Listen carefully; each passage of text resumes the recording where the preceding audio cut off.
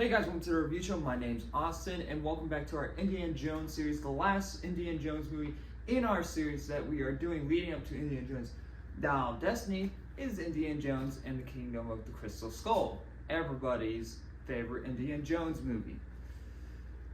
That's actually a lie.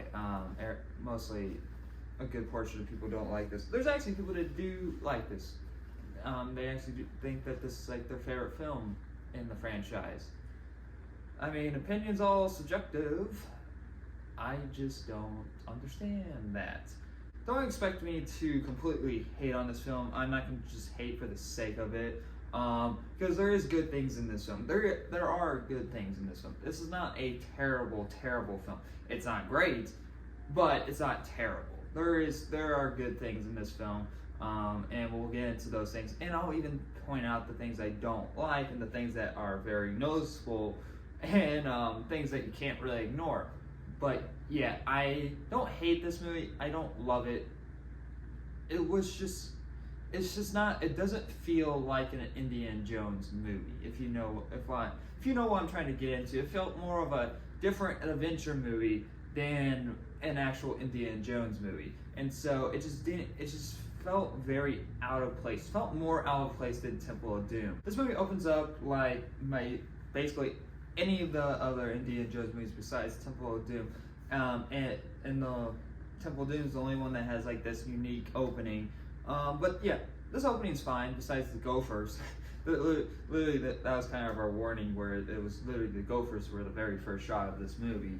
I haven't watched this movie in forever. I saw it once in theaters. I was 6 years old at the time. It was like the first Indiana Jones movie I saw in theaters because there was no any rewatch release or anything like that.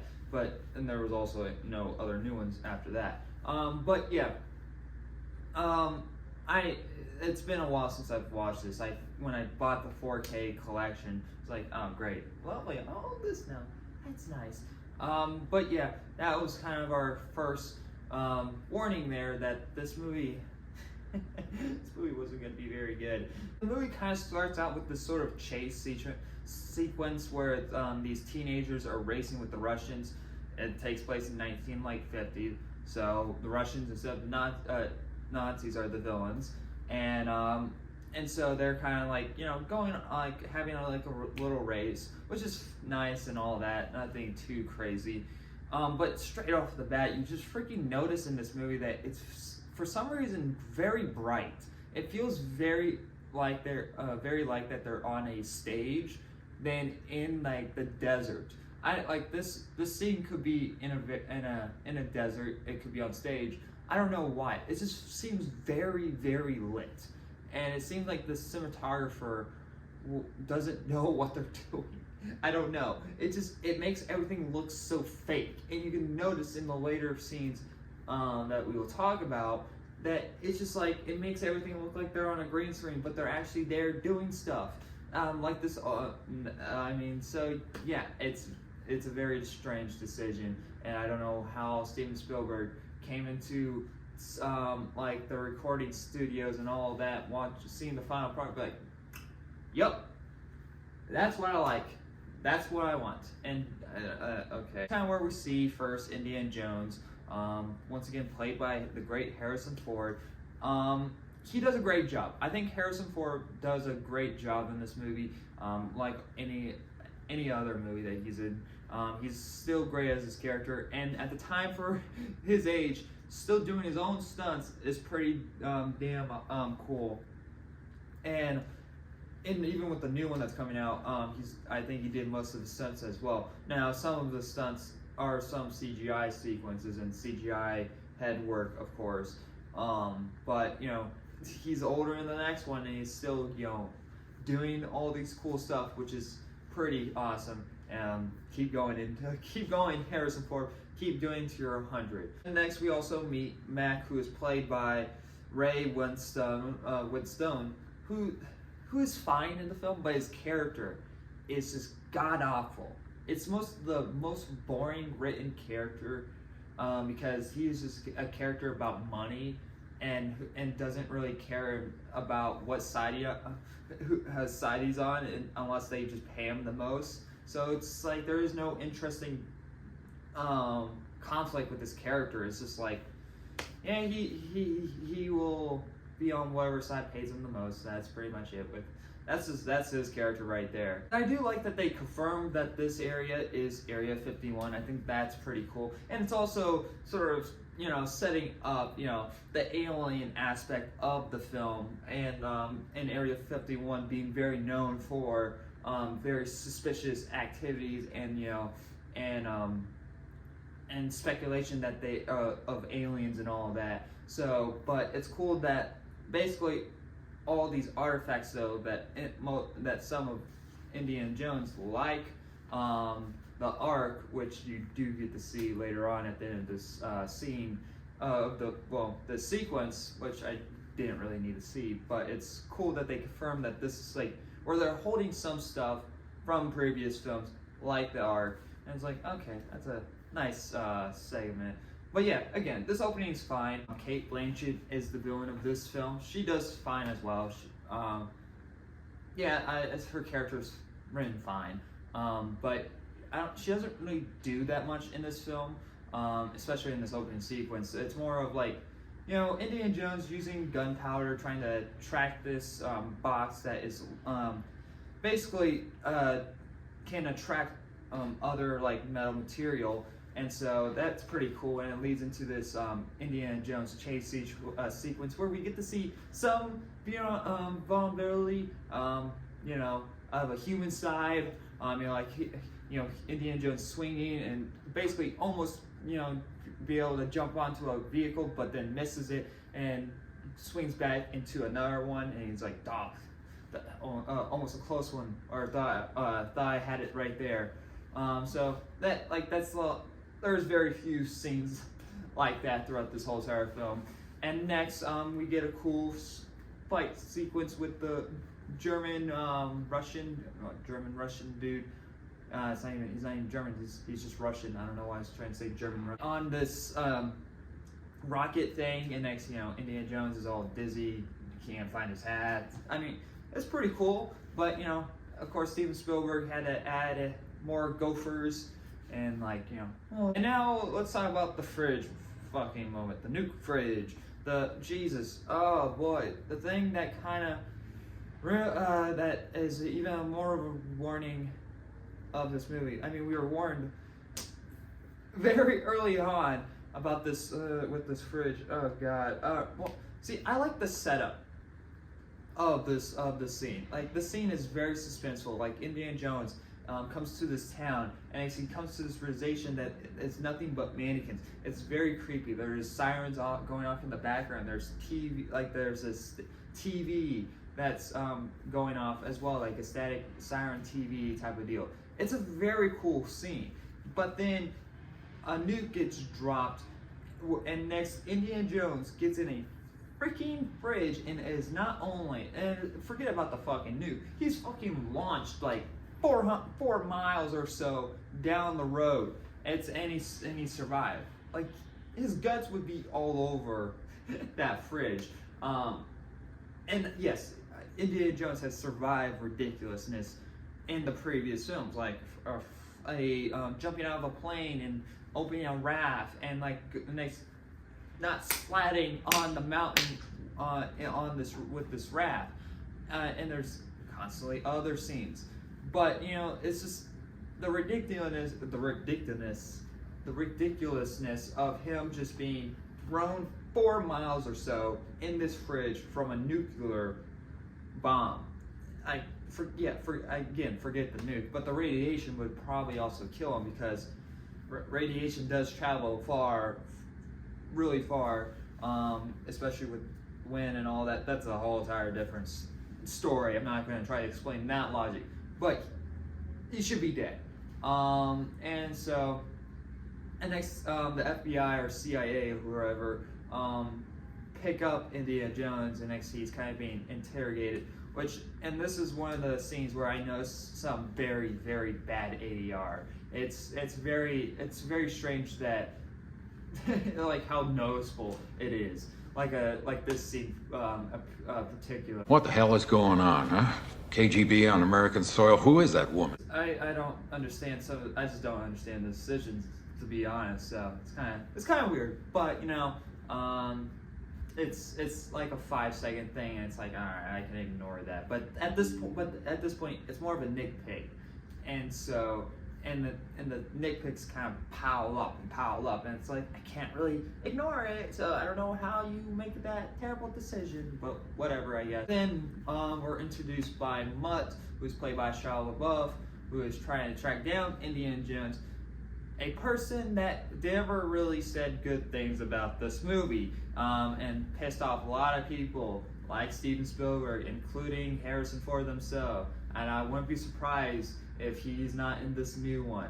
And he never really had a fun experience in general with on film set with this movie anyway. So I don't think he would want to come back to the next Indiana Jones movie. And I think he's in a different place in his life at this moment anyways, doing all these other films. And he has a new film coming out soon, I think in like a couple weeks.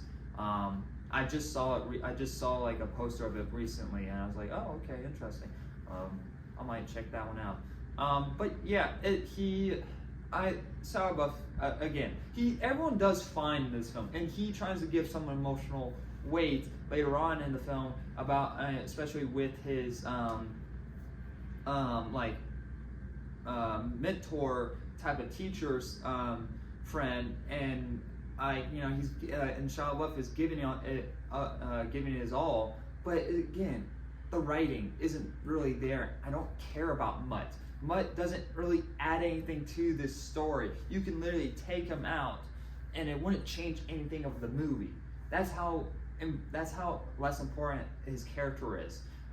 But he tracks down Indiana Jones. They have this nice, this kind of cool conversation in this cafe, and and basically it's a nice. The scene's fine. There's a lot of exposition done in this scene, but it also kind of leads into a cool chase scene, which I do like, where Indiana Jones is jumping back and forth through vehicles. He gets pulled in one car, and next he has to jump back onto Mutt's bike. The only problem I really have with this scene is where the bad guys that they were chasing them runs into a statue of one of the previous characters that was played by Glover, who isn't really with us anymore. That's another thing. That they killed off 2 different characters. Sean Connery, he didn't want to be in the film, so it's like, yeah, let's just kill off his character. Yeah, you're dead. And Glover, who wasn't alive anymore at the time, they killed off his character as well. 2 respects to both of them. They both passed away. But at the time, it's like it comes off very disrespectful for both of the characters. It's more, but more for Glover's character, because his statue's head gets decapitated and lands in the lap of this bad guy that's chasing Indy and Mutt, and it's supposed to be a funny scene, and it's just like, I didn't really like it. And this movie does have like a lot of great messages, and does and externs that great messages, and and also makes like somewhat of a joke out of it. Like, for example, Mutt is talking about how he dropped out of school and he wanted to do something else with his life, and Indy was like, well, is it something that you like? And yeah, he's like, well, don't let anyone tell you the differ if you love it. And next, when Indy comes to the realization that Mutt is his son, and be like, well, you're gonna go back and finish school. It's funny, but also telling like an interesting message, like, don't let anyone tell you different, and not be able to do something that you love. And so it's like, this movie does have great stuff, and so but the problem is, it just feels like scenes stitched together, and it doesn't have like a cohesive story of itself. Like, what do you really know about the Russians? What do you think of the Russians' goal in this film? Mostly because it's more for knowledge. Doesn't really seem that very interesting in itself as a story when it comes to later on in the movie, because it doesn't really go anywhere. And so when you're sitting here and watching the movie, am I watching this for the fun of the action? Okay. Am I watching this for the story aspect? And like you don't really get either of that. This movie just feels boring, and there's a lot of just scenes together of exhibition scenes that don't really go anywhere. And oh, we have to go to this cave and to find a picture, and next to that picture will lead us to another cave and find a picture there that will lead us to this, and next we see a field of weird the big ants or whatever, that cornfield, whatever. I think it's supposed to symbolize the Sixth Sense, I guess, maybe. And another thing is that this is the first film that Indy doesn't shoot his gun. There is one, like the scene where they're looking for this artifact, and before they find the skull itself, like they get attacked by these natives, and Indy pulls his gun on one of the natives, but he doesn't shoot it. He just points at it, and next we get this weird line delivery. You're a teacher? Part-time. You're a teacher? Part-time. You know, like it's a very, very weird line delivery. I don't get it. But yeah, it's just like, I don't know. Yeah. That's Indiana Jones, Crystal Skull. After that, you know, Mac and the Russians all capture Indiana Jones and Mutt, and they want to use this skull on him and basically like torture. They want to use this, basically the knowledge of the skull as like a torture aspect, I guess, which is a setup in this film. So during this scene, we also get the reveal that Marion is back, played by Karen Allen. Again, I like her. She does a great job in this movie, I guess, from acting standpoint, but her character doesn't really do anything besides drive a truck later on in the film, and that's pretty much it. And yeah, you see that I feel like I'm repeating myself throughout this review, because that is literally this movie. It's literally just a scene of scenes repeating themselves. I do like this scene though, where Indy and Miriam get stuck in quicksand, and they're sinking very quickly, which it's been, you know, proven that quicksand actually you can't like go any more deeper than, you know, like this halfway through your body. So, but you know, it's a movie, so it has to be very dramatic. And for him to get out of the situation, Mutt only can find a snake, and so Indy doesn't like snakes, so it puts him in this situation of his fears of like to grab the snake, but he won't grab the snake unless they call it a rope. So that's a cool little scene. I do like that, and it interplays with the vulnerability with Indy and all that. But then they get captured again, because they escape just to get recaptured. So what's the point of the scene? Was it just for that joke? Like, you could have used that joke for anywhere else in the movie to make it more, you know, have a purpose. But here's like, what was even the point? It didn't do anything. It didn't go anywhere. Like half of this movie. Here we get our jungle scene, our jungle chase scene, which is not a bad chase scene. It looks very, very fake. And this opening scene to the scene is very, very odd, because they play off like a joke situation where Indy gets Mutt's knife, and he's trying to, you know, basically get himself free, and all you hear is a rip, and you hear this like tear sound effect. So you're like, oh shoot, did he rip his jacket, or did he stab himself or something? But no, it's like it doesn't pay off or anything. It doesn't lead to anything. You don't find out like any of that. It's just like, okay, and continue the scene without paying it off. Like, okay, why was it even there? This is just a cluster of action, I guess. Like them, you know, Mutt getting in a sword fight with Cate, Blanchett. I forget how to say her name. Yeah, Indy is basically missing throughout this whole entire scene, and it focuses more on Mutt. Like, it's trying to set up Mutt being the next face of this franchise because Harrison Ford is getting old, and it's very obvious that they want Mutt to be the new phase when he is basically doing everything in this film, especially swinging on freaking vines. Yeah, that's something in this that happens in this movie. Yeah, and how the fuck do they survive this? How do the fuck do they survive a car fucking landing on them? And next, it's just, no one dies or anything. No one gets hurt. And there's a similar scene at the beginning of the chase sequence where this fucking wheel thing or whatever it goes directly cuts the car basically in half, or at least takes the top off. But all they do is duck, and it's like, okay, how do they survive that? Okay, yeah. I do like this fight with the Russian and Indy part, where there's like these big freaking fire ants, and India gets punched down a couple of times, but not really. I didn't really feel any danger for Indiana Jones.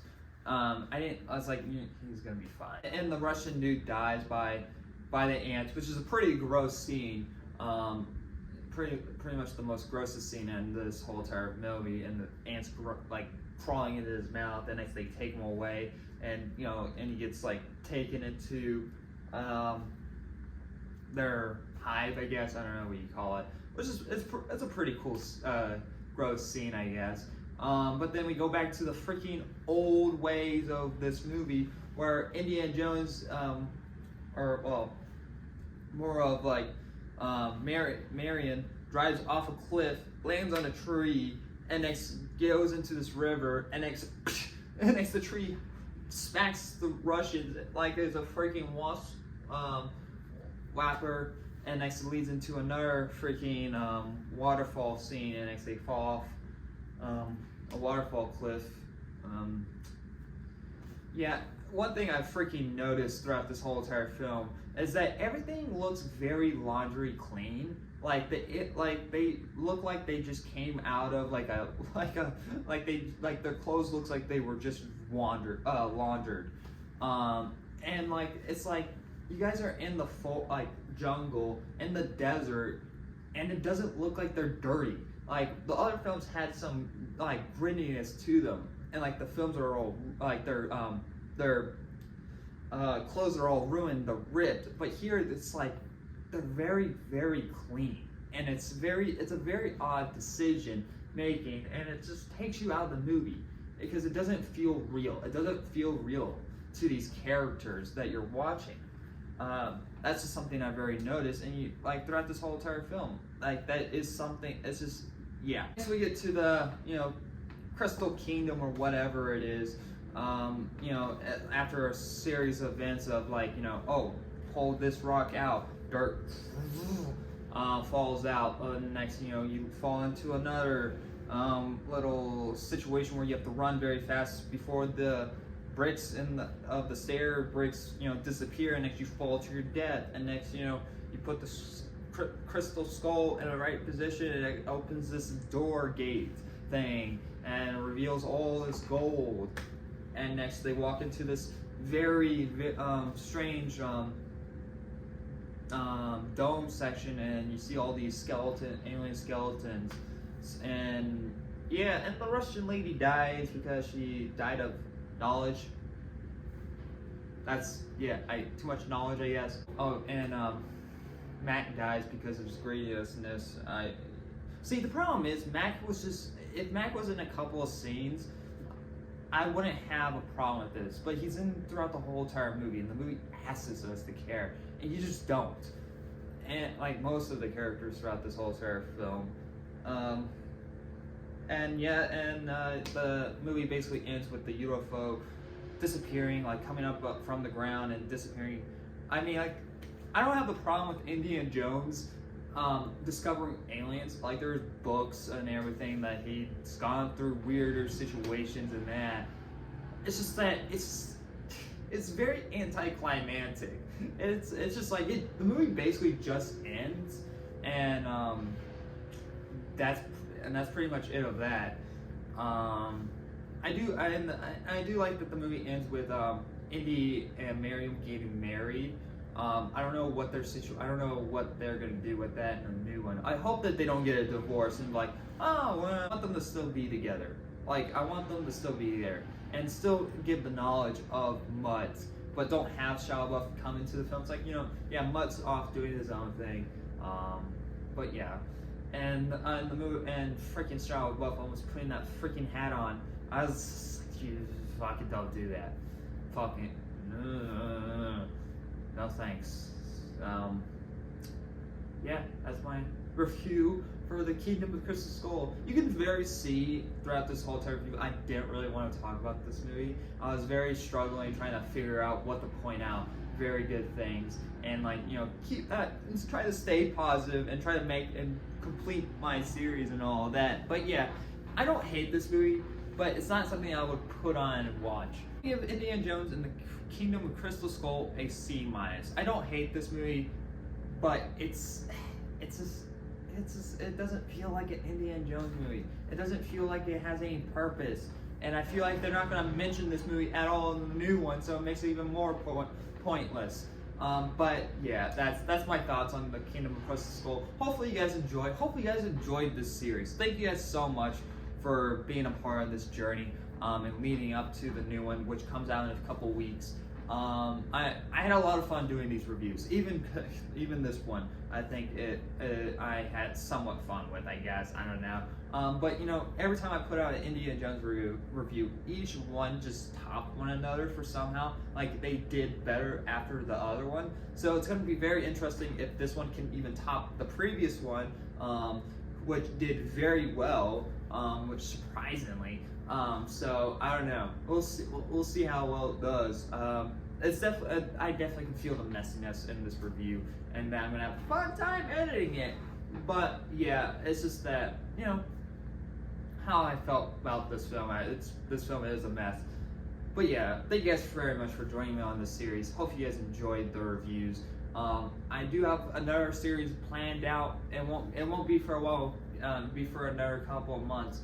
But there will be another series very soon this year, starting this year. So be looking for that. It's gonna be a lot of fun, even a longer one. But yeah, I'll see you guys on June 30th for Indiana Jones, Dial of Destiny. I've heard mixed things about it, but I'm still excited for it. And I will be doing a spoiler review with Sean O'Rourke, who's been on this channel, I guess, at least for the Big Talk with Austin part, the podcast side of things. But we never done an actual movie review together, so we'll be doing a spoiler talk of Indiana Jones, Dial of Destiny. So that's gonna be a lot of fun. But yeah, anyway guys, thanks for watching, and like always, I'll see you guys in the next review. Bye guys.